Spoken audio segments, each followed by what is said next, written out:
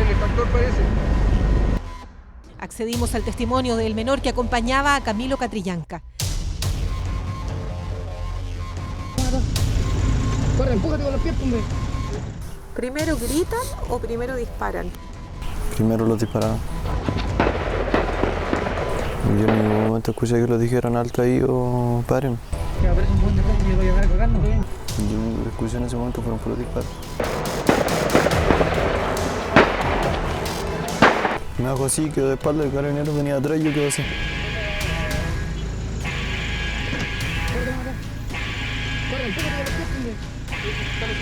Su versión, junto a registros audiovisuales hasta ahora desconocidos, develan el verdadero actuar de Carabineros, antes, durante y después del fatal procedimiento. Ya, ahora. Pisa ahí, bueno, de subir, para ahí. Vamos. ¿Y ellos qué se dicen entre ellos? ¿Tú te acuerdas qué pasó ahí? Lo matamos, dijo así, haciendo así. El doche.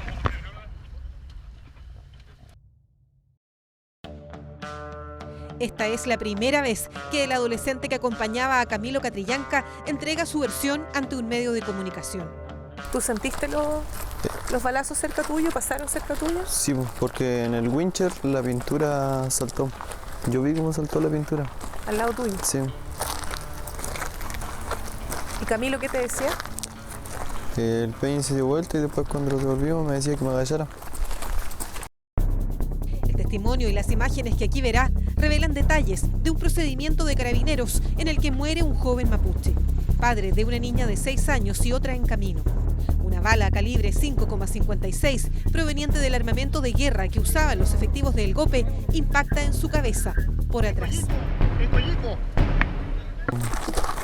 A mí me dijeron, ¿para qué se arrancan, cabros culeados? La mansa cagadita que armaron. Cubre, baja la moto. La tanqueta J040 bajan los efectivos del GOPE. A los sargentos Raúl Ávila y Carlos Alarcón le sigue el cabo Valenzuela. Por la puerta delantera baja el suboficial Sepúlveda. Árboles atravesados en el camino impiden el paso de los carros. Mientras otros despejan la ruta, los 4 efectivos del GOPE avanzan de infantería. Su misión es atrapar a los supuestos autores de un asalto. Alarcón y Ávila se adelantan y se oyen 12 disparos.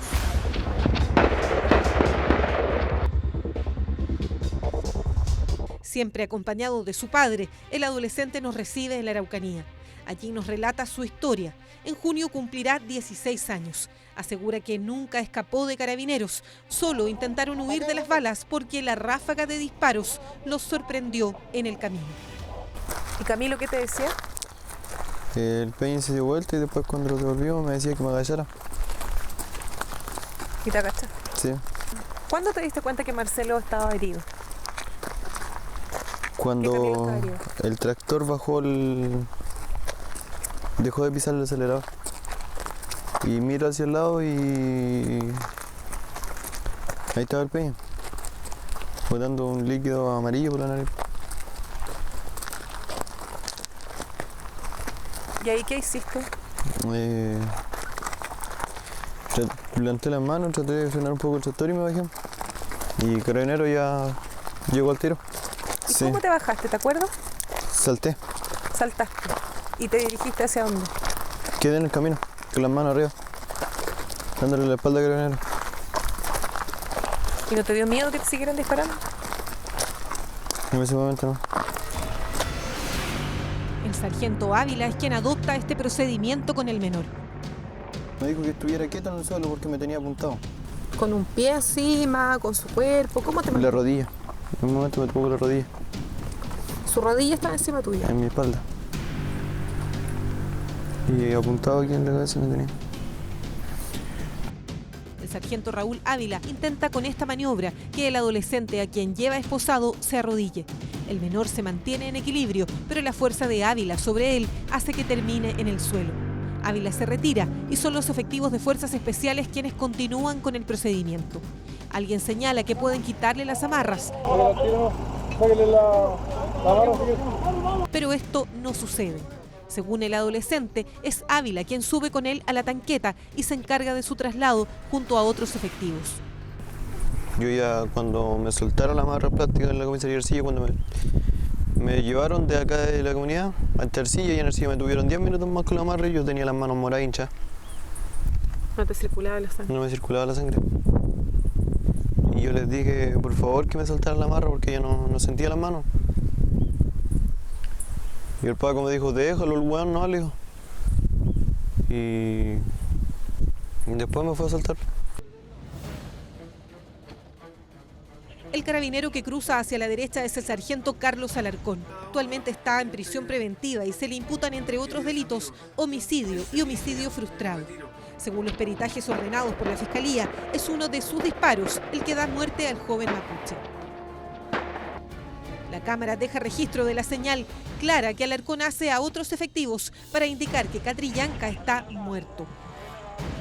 Así lo entienden quienes siguen llegando al lugar. Aquí se escucha, por ejemplo, cómo el mayor Fernández reza cuando lo ve.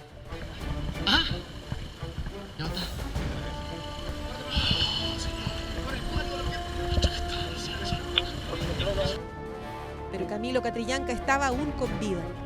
Está vivo, está vivo, está vivo. Deja la motosierra al lado, deja la motosierra al lado y ayuda al teniente. Hay que prestarle primer auxilio.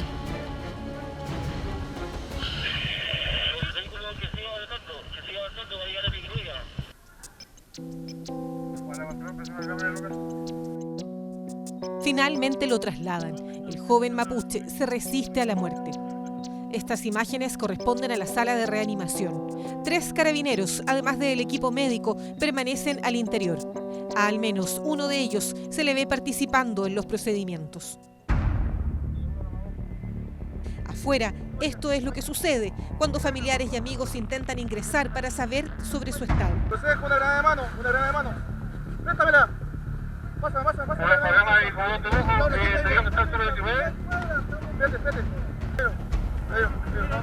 Oye, pasamos que mi peso, ¿por qué me lo mataron? Espera yo. Tengo un ser humano, usted tiene una función y no me largue. Tiene hijos, niños chicos, ¿por qué chucha lo hicieron? ¿Por qué lo hicieron? ¿Qué le pagan lo que tienen que hacer? Me pagan una weá así, me mataron. Puta cuenta muerto, mi hijo.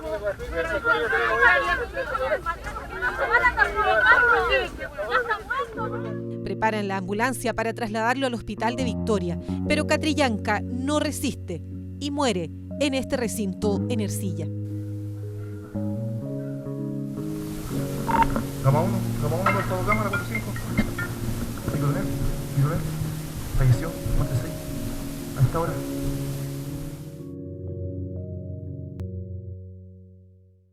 El padre de Camilo Catrillanca y el abuelo se acercan para dialogar.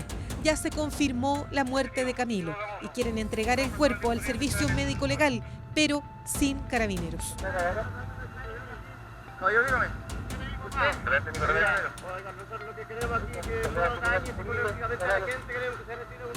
Caballero, mire. Pero vamos a estar aquí tranquilos en el lugar, como le puso papá. Eso es lo que le venimos a pedir. ¿Están dispuestos a liberar? ¿Están dispuestos a matar?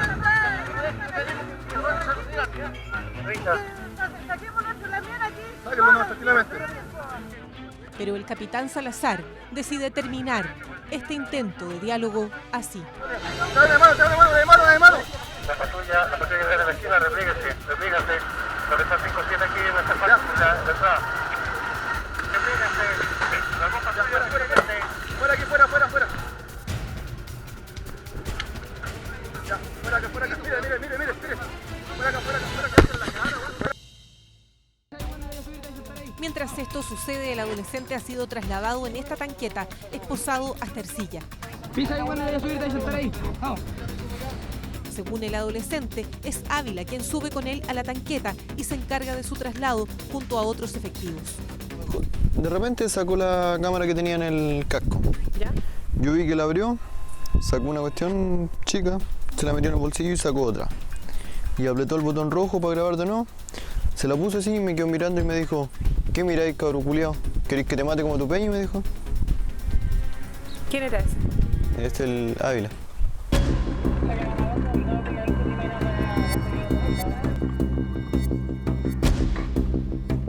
Entran a la comisaría de Ercilla. Aquí una cámara graba parte del procedimiento.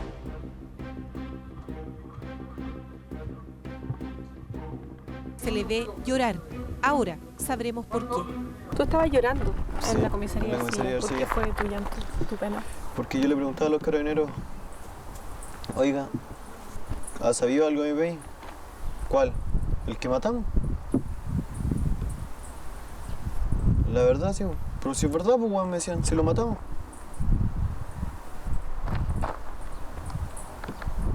Esa fue la palabra de un carabinero de García. ¿Qué sentías tú ahí? Un dolor. ¿Sientes que tú lo pudiste haber salvado? ¿Sientes un grado de culpa? ¿Sientes pena? ¿Qué sientes? ¿No? ¿Por qué él me salvó a mí? Te salvó. En base a la salvación que tuvo mi hijo, se pudo desmoronar el montaje que siempre el carabinero hacía cada intervención que tenía en una comunidad. Han matado a Maspeñi, hay historias que el carabinero asesinó a Maspeñi y siguió matando, ¿cierto? Pero como no quedó un testigo viviente y lo que vio en el momento No se supo. no se supo. Y ahora, lo que pasó acá, mi hijo quedó como... Yo creo que esto fue obra de la naturaleza y de la persona que es creyente católico evangélico, obra de Dios. Porque mi hijo quedó para dar el testimonio y desmoronar la estratégica de carabineros de armar montaje base a lo que ellos hacen cuando meten a una comunidad. A Camilo Catrillanca y al menor de 15 años se les vincula con el asalto armado, con robo de vehículos que ocurrió esa misma tarde en la zona. La investigación es secreta. Su defensa, sin embargo, asegura que no hay pruebas que vinculen al menor con ese delito. Quedó establecido tanto en el juzgado de garantía al momento de controlar la detención, que no existía ningún antecedente para detener al adolescente, y hasta hoy no existe ningún antecedente tampoco que pueda determinar la participación del adolescente en ese hecho. Estos son los autos robados que Carabineros recuperó también en Temucuicui, el mismo lugar donde fue atacado Camilo Catrillanca. Los registros evidencian no solo los caminos cortados, también distintos impactos con armas de fuego que emanaban desde los matorrales. Se va a llevar al lado ahí. Y igual, cayó en casa que se lleva al lado, weón. Tenemos disparos desde el frente esta hora. La investigación por la muerte de Camilo Catrillanca ya cumplió su primer plazo. El Ministerio Público sumó las formalizaciones de los jefes del GOPE y de Fuerzas Especiales y del abogado de la institución, a quienes se les imputa obstrucción a la investigación y falsificación de instrumento público. A Alarcón, cuyo disparo es el que da en la cabeza de Catrillanca, se le imputan los delitos de homicidio y homicidio frustrado.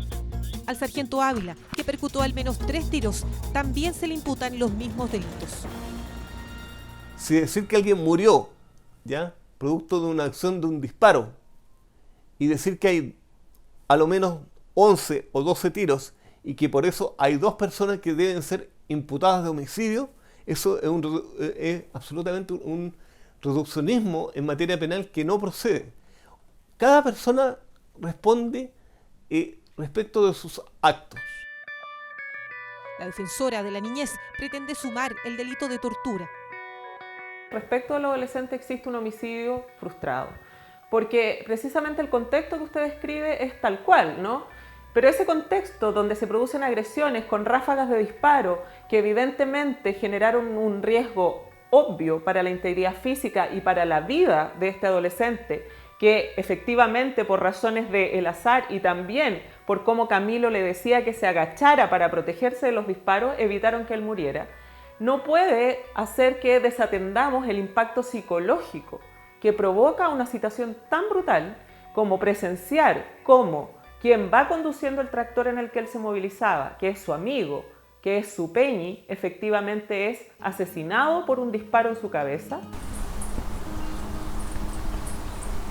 El dolor de haber visto morir un amigo al frente mío.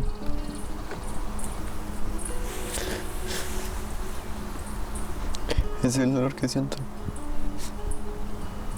Siempre voy a recordar ahí, donde estaba mi peña, botando ese líquido amarillo por su nariz. La causa tiene 10 querellantes. El 29 de marzo se cumple el segundo plazo para el cierre de esta investigación.